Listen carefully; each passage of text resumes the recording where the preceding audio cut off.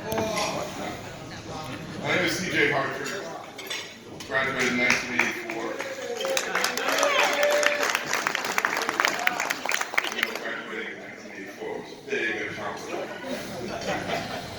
Anyway, welcome to the 2019 Boston University Football Alumni Reunion, and welcome to the friends and families of Terrier football. I'm honored to stand before you to share my thoughts on Terrier football and how many of us came to Boston University, what we learned here, and how that transcended into our adult lives. I like stating that in so many cases it could be argued that were it not for football, and what we learned here, many of our accomplishments as adults might not have come to fruition. It's my opinion that our accomplishments as adults are the legacy of Boston University football. I'd like to acknowledge Susan Richards from the Alumni Association for approaching me on the project back in January, and Drew Marcello, who would continue to grant me unlimited access to the archives, which usually fills the newsletters that I send out throughout the years. And I also want to thank their collective staff members who put in a great effort all year. Brittany Kane, Melissa Bissonette, and Melissa Stewart were integral to the planning, organizing, and especially the toleration of all the stories that myself and Gary Capehart and John Williams showered on them. Now, for those of you who know me best, know that when my passions are stirred, I can be somewhat relentless. And for those of you who don't, welcome to my world. For the record, I'll admit that I did not fly an airplane over the 1998-99 commencement ceremonies with a trailer saying, "Bring back football," in huge 6-foot letters. I did, however, pay the guy who did.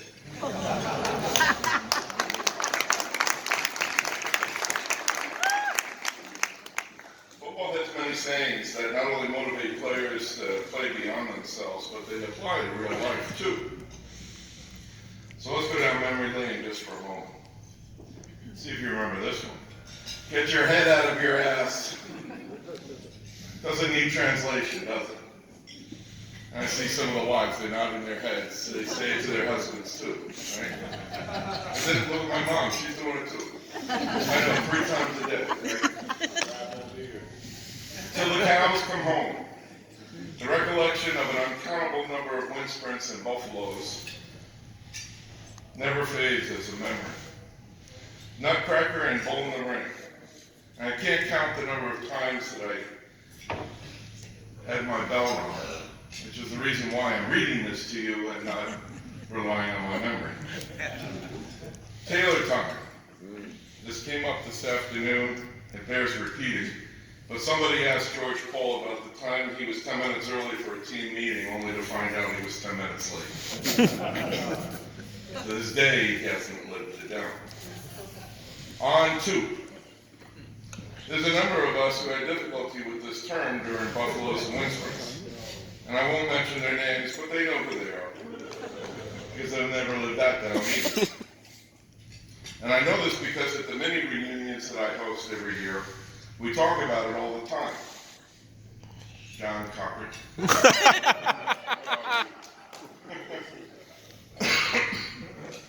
Bell cow. Who's going to be the bell cow? And anyone who was here during the Taylor era knows this too well, but a leader referred to as a slow-moving fat cow is definitely beyond my ambitions. The red. This altruistic, heart-pumping, soul-scorching idea that when you wore the red, you could accomplish anything. And does anybody remember standing online to get hosed by the fire hose in the end zone? That was a truly disgusting smell that produced in the locker room. Anyway, being in the huddle was a greater honor than playing against our opponents.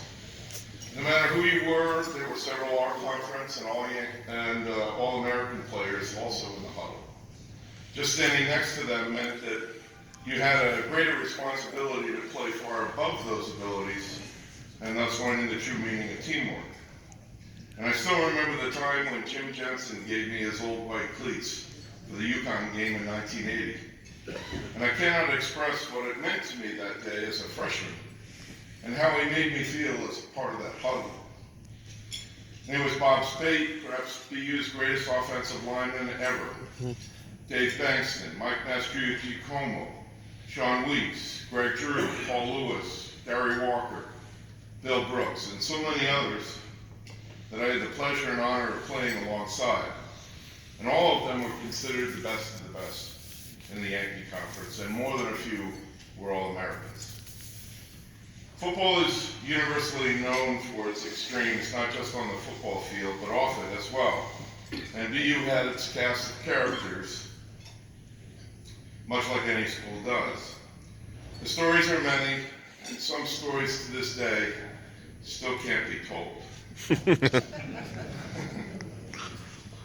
But all of us came away with priceless experiences that we treasure and hold on to decades later. And I'd like to say that when I started my reunions in 2010 out on Block Island, the first group only had 5 members, but I brought my son along, who was also in college at the time. And as he got older in high school, I started telling him some stories, and I'm sure it was like yakety yak, yak, yak, you know, in one ear and out the other. And then we went away on this weekend, and when we finally started on our way home, I asked him what he thought. And he sat in the car seat there for what seemed like a minute. It was probably 5 seconds, but he goes, "Those stories are true?" Because I can't even tell my friends that because they wouldn't believe it.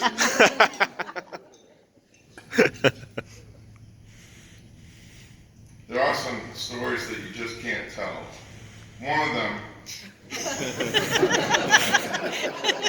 was the MBTA bus incident in Kenmore Square.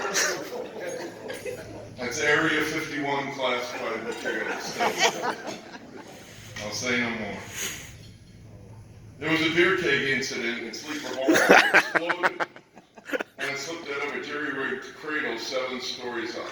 I can't say who was involved. There were Tuesday night parties. And you have to wonder about this because Tuesday night is definitely not the weekend, and classes are involved, and you're also supposed to be practicing. You're not supposed to have free time for that. But we had them anyway, and ultimately they got shot down. I won't say why. And picture 3 huge linemen on a single bicycle heading nearly out of control down campus to make class on time. I still feel bad for the bike. For the record, it was a Schwinn, so if you ever want something that's indestructible, that's what you buy. This is my favorite. Winter workouts in the dorm room. What you do is you take a beer and chug it. Then you take a 110-pound barbell and lift or push it until you can't do another rep. Then you drop it on the concrete floor in a thundering crush. And then you do it again and again. And the thing I can't figure is how the poor souls underneath us never complained. Because it had to have sounded like thunder or the building was collapsing. Who knows? And everyone on the team had a sidekick or a partner in crime. So I can't comment much more, Mark Palazzolo. Where are you? And ask Gary Capehart about it. He was no angel, I'm telling you. Though he puts up a good front. And it's because he's trying to qualify for heaven now. We came to Boston University from across America. We were young, talented athletes who became teammates and learned to care for each other on and off the field. In time, those friendships developed and that have nurtured themselves to this day. And many of us can readily state that these teammates represent the most meaningful friendships we have in our lives, mostly because we shared such an intense set of experiences together, and more importantly, because we know each other from them. And finally, teammates are brothers now, brothers who share a bond. We also have one sister, many of you might not know, who was part of the program from 1980 to the 1983 seasons in Selma Gladney. Perhaps the first female to earn a football scholarship in the country. When I finished the Terry Memoir project, I came to know a lot of BU football history, and the player names that I recognize from the past are chapters in its history. And Harry Aganis and Frank Giuliano come to mind very quickly, as they were among the very first long snapper and punter that aligned 15 yards back behind the line of scrimmage. You have to remember, in the early 1950s, this was not usual. But BU did this for a very curious reason. They didn't block on punts. And yet Harry still averaged over 43 yards a punt as a career. Titus Plamaris, also known affectionately as the Silver Greek, to Harry being the Golden Greek. Titus later became a chiropractor, and later in his career, he was instrumental in implementing chiropractic care as part of what's now Medicare benefits during the Carter administration. This ultimately impacted millions of people across the country, and he was also one hell of a football player. Neil McGrath, probably the toughest person I ever met as a football player.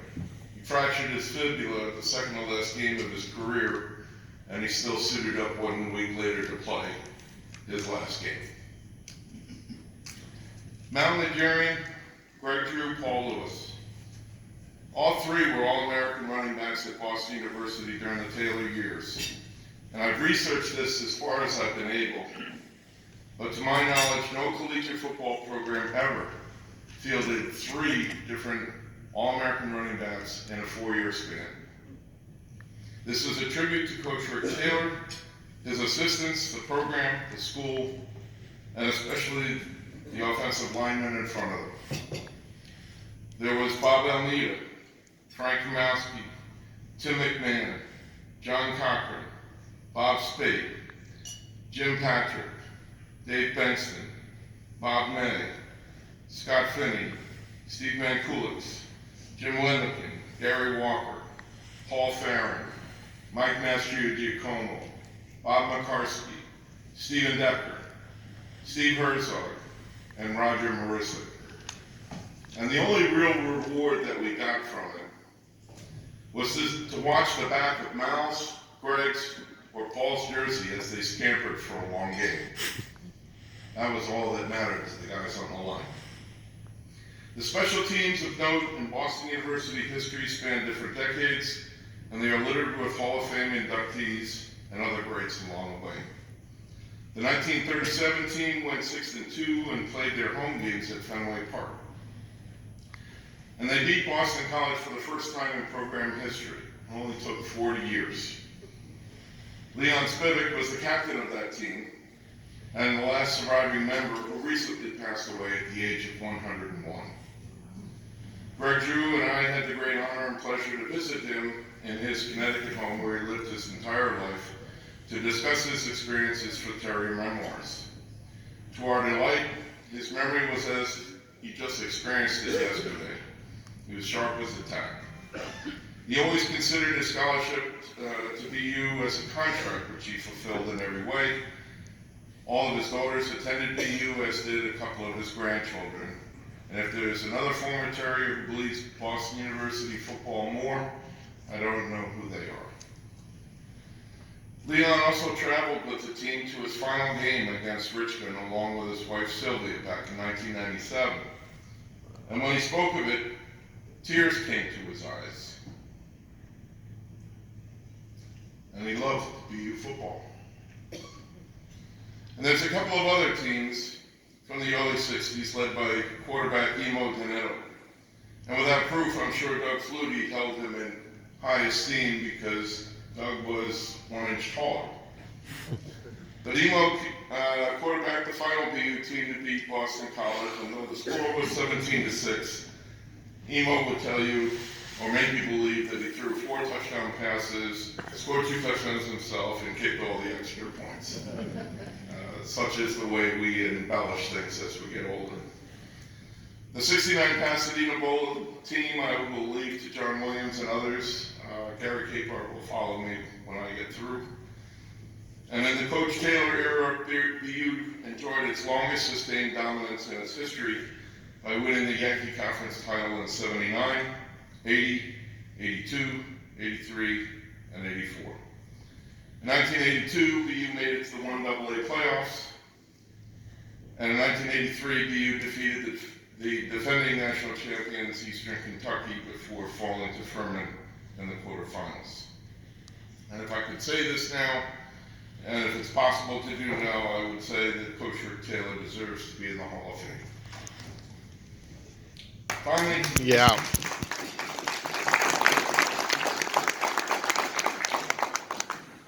Finally, the undefeated 93 squad made it to the quarterfinals in the 1AA playoffs, and they beat Northern Iowa in the opening round on Nickerson Field, who were quarterbacked by none other than a young Kurt Warner. The BU football coaching tree is equally accomplished. There's an author, Bob Cacciola, who wrote a book called First and Forever, had a complete chapter on Buff Dinelli and his post-war boys, and detailed the many players who went on into the education in his careers, and listed all of those who coached football, at least at the high school level. It was most of the people on his team. Additionally, there are the following of special note: Larry Navio, Dan Allen, Dave Guglielmo, Vogt Fazio, Tim Murphy, who is currently at Harvard and their most accomplished coach in history, Buddy Tevens, who is his counterpart at Dartmouth and also the most decorated coach in their history, Tony Sperano, Dick Maloney, also known as Coach O, affectionately, Chris Palmer, and Miles Lane. I'm sure none of you have heard of Miles Lane, but he coached at BU just a single year. He was an accomplished football and hockey player in college, and he came to BU while he was studying to become a lawyer. He was the last surviving member of the 1929 Boston Bruins championship squad, but he's most remembered for his accomplishments as a New York State Supreme Court Justice. Proof that there is much more to an athlete than being able to run with the ball in stance. And football is unique as a sport because it teaches the player more about life than it does about the game and how it's played. For the players need no reminding, but perhaps the greater community would be interested to understand better the many leaders and pillars in our communities became who they are first as football players, who are now executing lessons learned on the field. One of the most favorite football quotes from Rick Taylor is, "You learn more about your character on the 3-yard line than anywhere else." And it's not a leap to associate how that transcends into a person's business and personal life, and yet it means everything in the moment, especially with your opponent just a couple feet in front of you, staring you dead in the eye. There's a teammate of mine who I'd like to say something about that epitomizes why football is so important within the confines of academia. He graduated in 1984. In school he was friendly, had a great sense of humor, and he was a giant human being, at least to me. He was big, strong, and had a presence about him. And unfortunately for him, the teams of the early 80s were littered with all-conference and all-America players, so breaking into the lineup proved difficult. Instead, he attended every practice, every meeting, and wore his uniform with as much pride as any other player without ever starting a game. But he did play 4 years against the starting defensive unit on a day-to-day basis, and I have to leave it at that because that's not an easy thing to endure. And he has my utmost respect for his contributions to the team and to helping make sure that the defensive unit was as prepared to play each week as they were. This teammate was the first to graduate from BU with a degree in culinary arts management. And today he's the first member of their Hall of Fame, and he comes back every year to help teach that class. He now owns 7 different and successful restaurants in and around the Roslyn, New York area. And he still employs at least 2 things he learned directly from his football days, and in particular from Rick Taylor. The first is Taylor time. His employees all show up early and they're ready to go at that moment. And under grooming, you can lose your beard any time, but you will not grow one on his. We all shared in the common experience and existence that college football players live through. We experienced having a role to fulfill on the team, and many players were superstars in high school, only to join